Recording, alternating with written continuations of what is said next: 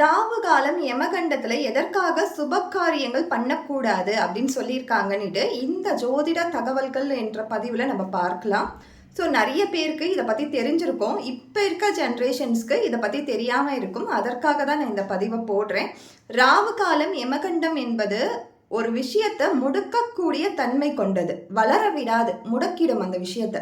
அதனால தான் ராவு காலம் யமகண்டம் என்பதை ஒரு பர்டிகுலர் விஷயம் செய்வதற்கு மட்டும்தான் அதை பயன்படுத்துவாங்க. நிறைய பேருக்கு தெரிஞ்சிருக்கும்.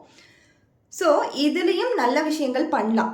என்ன நல்ல விஷயங்கள் பண்ணலாம் அப்படின்னு நம்ம பார்த்தோன்னா, உங்கள் இஎம்ஐயோ இல்லைன்னா லோன் அடைக்கணும்னு நீங்கள் நினச்சிங்கனாலும், நகைக்கு வட்டி கட்டணும்னு நினச்சிங்கனாலும் யமகண்டம் அந்த அந்த பர்டிகுலர் டைமை, ராவுகாலம் அந்த பர்டிகுலர் டைமை நீங்கள் பயன்படுத்தி பண்ணி பாருங்கள். உங்களுக்கு அந்த லோன் அடைக்கக்கூடிய விஷயம் என்பது சீக்கிரமாக அடைஞ்சிடும். அதே மாதிரி வளர விடாது. திரும்ப திரும்ப லோன் எடுத்துகிட்டே இருப்பீங்க இல்லையா, கடன் வாங்கிட்டே இருப்பீங்க இல்லையா, அந்த மாதிரி விஷயங்களை வளர விடாமல் லோனை க்ளோஷர் பண்ணுறதுக்கான வாய்ப்புகளை உருவாக்கி கொடுக்கும். எல்லா நேரமும் நல்ல நேரம் தான், எல்லா காலமும் நல்ல காலம் தான். ஆனால் அது எதற்காக பயன்படுத்தணும்னு தெரிஞ்சு பயன்படுத்தணும்னா அது செய்ய வேண்டிய விஷயங்களை நம்மளுடைய வாழ்க்கையில் அழகாக நம்மளுக்கு சுபிக்ஷமாக செஞ்சு கொடுத்துட்டு போகும்.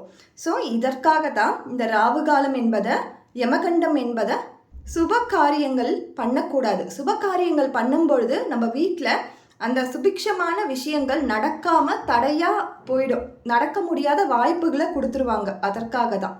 புரிஞ்சிருக்கோன்னு நம்புகிறேன். தேங்க்யூ.